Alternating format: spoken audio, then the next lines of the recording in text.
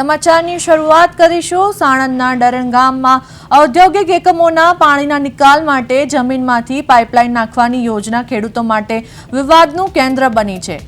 ખેડૂતોનો સ્પષ્ટ આક્ષેપ છે કે આ પાઇપલાઇન તેમના હિતમાં નથી અને તેનાથી ખેતીલાયક જમીનને કાયમી નુકસાન થશે તેમજ જમીનના બજાર ભાવમાં ઘટાડો થશે।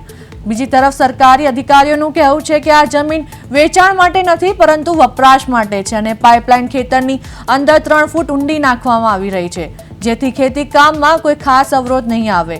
જો કે આ તર્ક ખેડૂતોને સ્વીકાર્ય નથી અને સ્થળ પર પોલીસ બંદોબસ્ત હોવા છતાં તંત્ર અને ખેડૂતો આમને સામને આવી ગયા છે। ખેડૂતો પોતાની વાત પર અડગ રહી લડી લેવાના મૂડમાં હોવાથી ગામમાં પરિસ્થિતિ અત્યંત તંગ બની છે અને હવે જોવાનું એ રહેશે કે સરકાર કે વહીવટી તંત્ર આ વિવાદનો શું ઉકેલ લાવે છે।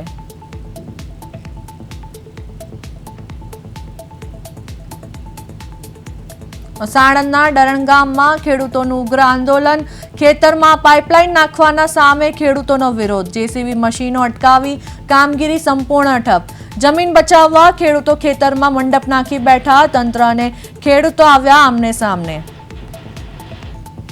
તો સાણંદના ડરણ ગામમાં ખેડૂતોનું આંદોલન ઉગ્ર બન્યું, ખેતીલાયક જમીન બચાવવા ખેડૂતો રણ મેદાને, પોલીસનો મોટો કાફલો ઘટના સ્થળે તૈનાત કરાયો। પાઇપલાઇનથી ખેતીને નુકસાન થવાની ભીતિ, ખેડૂતોની આશંકા છે કે પાઇપલાઇન નાખવાથી ખેતીને નુકસાન થશે, અધિકારીઓની સમજાવટ છતાં ખેડૂતો મક્કમ। તો સાણંદના ડરણ ગામમાં ખેડૂતોના ખેતરમાં પાઇપલાઇન નાખવાના મુદ્દે ખેડૂતોમાં વિરોધ।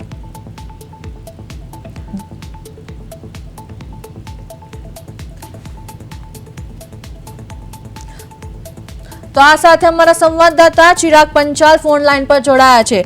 જી ચિરાગ, સાણંદના ડરણ ગામમાં ખેડૂતોના ખેતરમાં પાઇપલાઇન નાખવાના મુદ્દે વિવાદ સર્જાયો છે, શું છે આ મામલે સમગ્ર વિગત?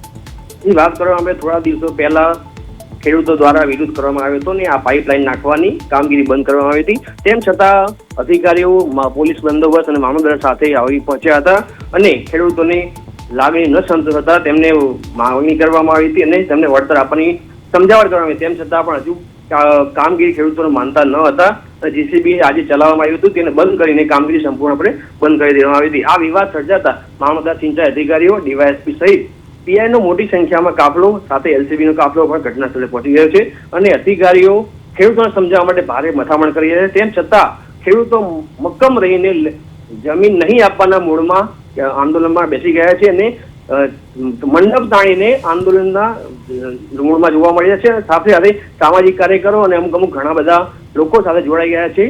તાલુકા પંચાયત સદસ્ય અને મટોડા ગામના સામાજિક આગેવાન છે તે પણ સાથે જોડાયા છે અને તેમને સમર્થન કરી રહ્યા છે।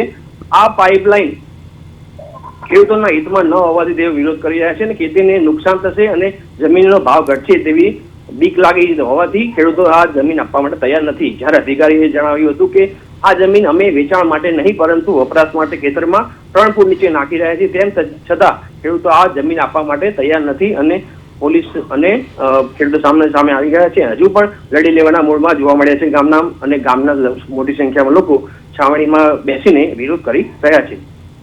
તો જી ચિરાગ, શું આ વિવાદ ઉકેલવા માટે તંત્ર કોઈ મધ્યસ્થી બેઠક કે કોઈ અધિકારી ત્યાં આવ્યું છે? હાજી, વાત કરવામાં આવે તો મામલતદાર અને ડીવાયએસપી અને સાથે સાથે સિંચાઈ વિભાગના અધિકારીઓ છે તે મોટી સંખ્યામાં આવી ગયા છે અને સમજાવટ કરી રહ્યા છે। છેલ્લા 2 દિવસથી આ સમજાવટ થઈ રહી છે, તેમ છતાં ખેડૂતો મક્કમ રહીને તેમની સામે વિરોધ કરી રહ્યા છે અને તમે જમીન ન આપવાના મૂડમાં તેઓ લાગી રહ્યા છે, વળતરની માંગ કરી રહ્યા છે, તેમ છતાં વળતરમાં અમુક ખેડૂતો ના પાડી રહ્યા છે। જી તો ચિરાગ, અગર ખેડૂતો નથી માનતા, ખેડૂતોની માંગણી નથી સંતોષાતી, તો આગળ શું કાર્યવાહી થશે? તેમને એવી વાત કરી હતી ખેડૂતોએ કે જો આ અમારી માંગણી સ્વીકારવામાં નહીં આવે તો અમે કોર્ટના દરવાજા ખખડાવશું અને જો અમે જ્યાં સુધી ન્યાય નહીં મળે ત્યાં સુધી તેઓ ખેતરમાં બેસીને તેઓ આંદોલનની યથાવત રાખશે। તો જી ચિરાગ, સમગ્ર માહિતી આપવા બદલ આપનો આભાર। તો સાણંદના ડરણ ગામમાં ખેતરમાં પાઇપલાઇન નાખવા મુદ્દે ખેડૂતો આમને સામને આવ્યા, જેસીબી મશીન અટકાવી કામગીરી સંપૂર્ણપણે ઠપ કરાવી, અધિકારીઓની સમજાવટ છતાં ખેડૂતો મક્કમ।